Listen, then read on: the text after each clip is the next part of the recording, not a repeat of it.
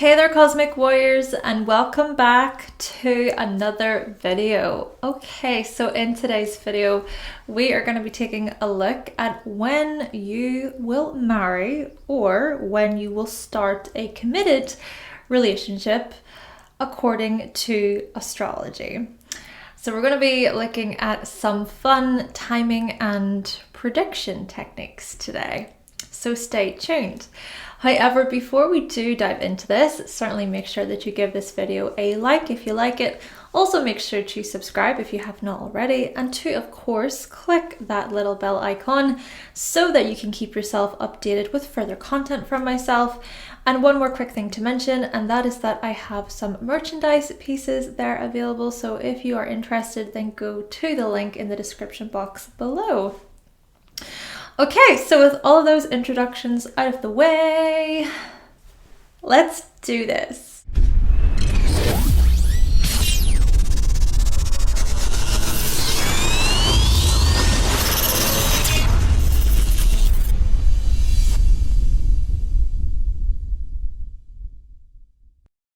Right, so I made a video about how to find commitment and marriage using astrology. So what I'll do is I will share that, go to it if you have not watched it already, because that is an interesting video to watch. But in this video, we're going to be addressing when you may start these things. So when you may marry or when you may start a committed relationship. Obviously, this goes without saying, take what I'm saying with a grain of salt, and remember that this is my own analysis. But also feel free to add to the discussion in the comment section down below if you would like. Oh, and also remember to consider your individual birth chart.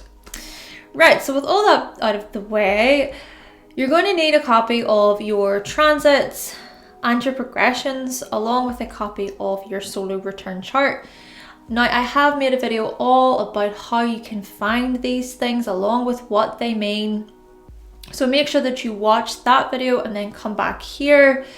So following on from this point, what I'm just going to do is I'm going to provide the how to find commitment and marriage using astrology video along with the transits, progressions and solar returns video in the comment section. I'll put them both in the comment section there. I'll pin them so they're right there for you to access. But if you're all up to speed with transits and progressions and solar returns, then let's start by looking towards the 7th house for indicators of commitment and marriage. Now, the 7th house pertains to these things within astrology, and so therefore placements within the 7th house can show us how our one-on-one relationships may play out.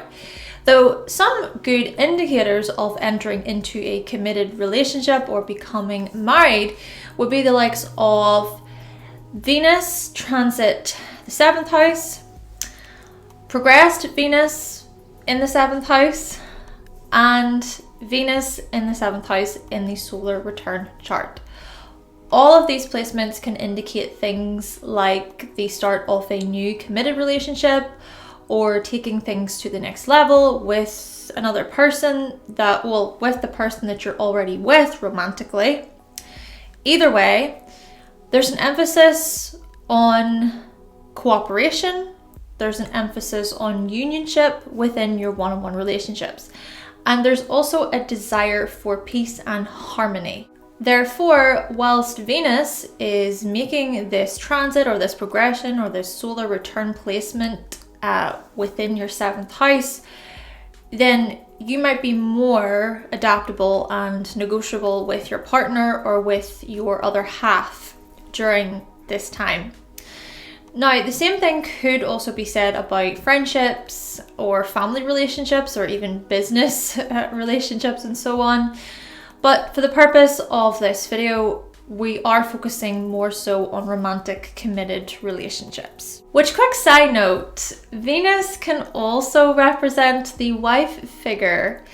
So maybe during a 7th house Venus transit, you may meet your wife, your future wife. Likewise, you may meet your future wife during a progressed Venus in the 7th house, or whilst Venus is in the 7th house in your solar return chart. They're just focusing on a quick example here. Maybe during a Venus 7th house transit, you enter into a new committed relationship, or maybe you meet someone new who you end up marrying potentially. But then, right, then during a progressed Venus in the 7th house cycle, you actually do end up getting married. So I hope you can kind of see why it's important to take into consideration transits and progressions, and then also keeping in mind those solar returns. However, what's also good to remember, of course, is the ruler or the rulers of your 7th house. So if you have a Taurus on the descendant, your 7th house ruler is Venus. Maybe, for example, Venus is transiting your 5th house, and during this particular transit of Venus through the 5th house, you meet someone new. You start dating somebody new. Keeping in mind that the 5th house is the house that rules over romance and love. But then let's say you have Gemini on the descendant. Then your 7th house ruler is Mercury. Maybe, for example, Mercury is transiting your 9th house, and it's during this transit that you start communicating with someone from abroad, with someone who travels a lot. And quite possibly that encounter blossoms into something new and fun and exciting. Now, the same thing could be said when it comes to your progressed planets, but like I said in the prediction tools video, slower moving planets, they are less likely to move or change. So if you have signs like Pisces, Aquarius, Sagittarius, Capricorn, or Scorpio ruling your 7th house, so on that 7th house on the descendant, then it could be suggested that your 7th house progressed ruler or rulers, they aren't likely to change position. Though, to be fair, the traditional ruler of Scorpio is Mars, and Mars does tend to progress a lot faster. Though, just looking at a few more examples, let's say you have Sagittarius on the descendant with a progressed Jupiter in Virgo. Then someone comes along whose Mars or Venus in Virgo hits off your progressed Jupiter in Virgo. This right here may be an indicator of commitment and or marriage, especially given that Jupiter can represent the husband in the birth chart. Or even let's just say that you have Capricorn on the descendant with a progressed Saturn in Capricorn. Then someone comes along whose North Node in Capricorn hits off your progressed Saturn in Capricorn. This also may be an indicator of commitment and or marriage, especially given that Saturn is in the 7th house, and that North Node in Capricorn energy may feel like destiny. You know, it's as if it was meant to be, as if this couple was truly made to spend the rest of their lives together. Essentially, the 7th house, everyone, is an area of life where we become more open and willing to connect with others. It's where we turn our attention towards relatability and getting along, mixed with some flirtation and flattery, of course.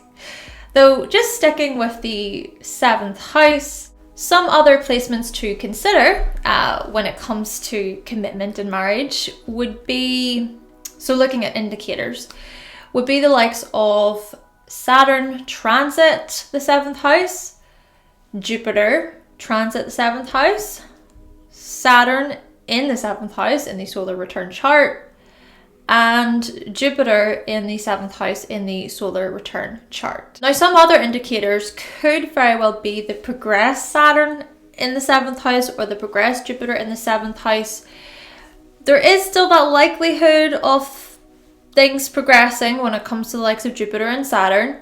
but still, it's just because they're so slow in their movements that I'm not really going to be addressing them as much, but still these are potentialities. Now, the reason for why I bring in Saturn is because Saturn represents commitment and being in it for the long haul. Saturn is about responsibility and working hard, and so with a 7th house Saturn transit, this could signify committing to another and working hard at making things work within our one-on-one relationships. Likewise, Jupiter represents the husband figure. So maybe during a 7th house Jupiter transit, you'll meet your future husband if you're interested in men. Though I still think that Jupiter can signify marriage in a very overall sense. Therefore, if you're experiencing a 7th house Jupiter transit, maybe there's growth and expansion happening within your relationships. There's taking things to the next level with another person. And in a similar fashion, Saturn or Jupiter in the 7th house in the solar return chart, they can also represent a proposal or a marriage or a commitment. And as I said earlier, Venus in the 7th house in the solar return chart can represent these things as well. And this is why it's good to look at your transits and your progressions and your solar returns combined. And it's also good to remember synastry, where you compare your chart with your significant other's chart. So let's say that you have Saturn in Aries and your partner's Venus or moon progresses into Aries and it hits off your Saturn in Aries. This could be an indicator of marriage. This could be an indicator of a committed relationship. Or let's say you have your progressed Venus in Scorpio and it's hitting off your partner's Jupiter in Scorpio. Maybe this is when you meet your future husband or your future wife, or maybe you have a Libra descendant and then you get married to someone whose Saturn or moon sits in your 7th house, or maybe you have a Cancer descendant and you get married to someone whose Venus progresses into Cancer and it sits in your 7th house. Yeah. I hope you can see from these examples that there are a ton of possibilities and indicators of commitment and marriage. And also, synastry plays such a vital role. You know, maybe you and your partner, you even align when it comes to your solar return charts, such as you both experiencing a moon or a Venus in the 7th house year, or the both of you experiencing a Saturn or moon in the 4th house year. And this actually leads me on to other indicators of commitment and marriage, which are Saturn transit the 4th house and Saturn in the solar return chart in the 4th house. This is because the 4th house rules over family and home, and so with these particular placements, they are indicators of setting up a home or raising a family with somebody else. Though even on that note, I also think other indicators of commitment and marriage are the progressed moon in the 7th house, and moon in the 7th house in the solar return chart, and also moon in the 4th house within the solar return chart. Likewise, keep an eye out for a Cancer descendant solar return year, and also for a Capricorn 4th house or IC solar return year.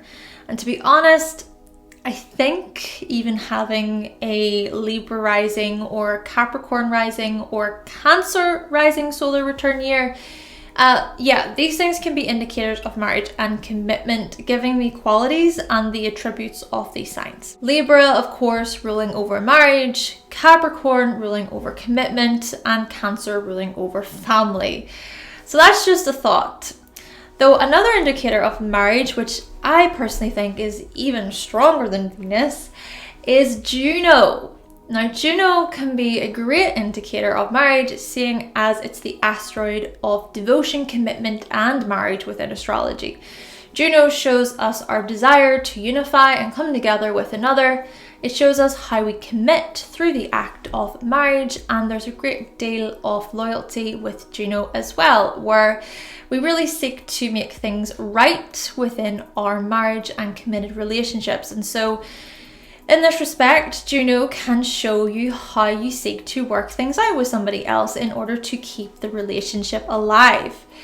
Therefore, some more good indicators of commitment and marriage are Juno transit the 7th house, Juno conjunct your partner's Saturn or Jupiter or Moon or Venus, or vice versa. Also, Juno in the 7th house in the solar return chart, or Juno in the 4th house in the solar return chart. Now, I just want to give a quick real life example using Juno. So I have a friend who got married back in 2018, and her natal Juno is in the sign of Capricorn, and her husband's is in the sign of Virgo. Now, my friend has her natal Venus in Virgo, conjunct Jupiter in Virgo, and then her husband has his natal moon in Capricorn, but he also has a progressed Venus in Virgo. And on the day that they got married, his progressed Venus in Virgo was conjunct his progressed Juno in Virgo, and her progressed Juno in Capricorn was conjunct her natal Saturn. So whilst her Venus was hitting off his Juno and his progressed Venus, his moon was hitting off her Juno as well. And get this, both of their Virgo Venus progressions were making an exact degree with each other on the very day they got married. So I thought that this example was quite interesting to share, and so when or if any of you get married out there, look to see what was happening in yours and your partner's charts on the day. And if you're already married, let us know. Let us know if you notice any patterns between yours and your partner's charts in the comment section. Now, before I do close off, however, there's a couple of things just to consider when it comes to marriage and commitment. And one major thing is aspects. Now, it's interesting because what you can also find with aspects in relationships is that oppositions can indicate attraction and connection between two people. So for example, if you have Venus in Capricorn and it opposes your partner's moon or Venus or Saturn in Cancer, this could very well be an indicator of commitment or marriage. Or if you have Juno in Sagittarius and it opposes your partner's Venus or Juno in Gemini, again, this could be another indicator. However, keep in mind that oppositions can come with their challenges. They can come with difficulty in agreement. Oppositions can often feel like this tug of war or like this me versus them energy where two people are constantly just going back and forth. Though to be fair, there's also an opportunity to learn and to grow with someone else through these challenges and through these difficulties. There are opportunities to communicate in order to see where the other person is coming from. After all, relationships, guys, relationships can be challenging no matter the relationship.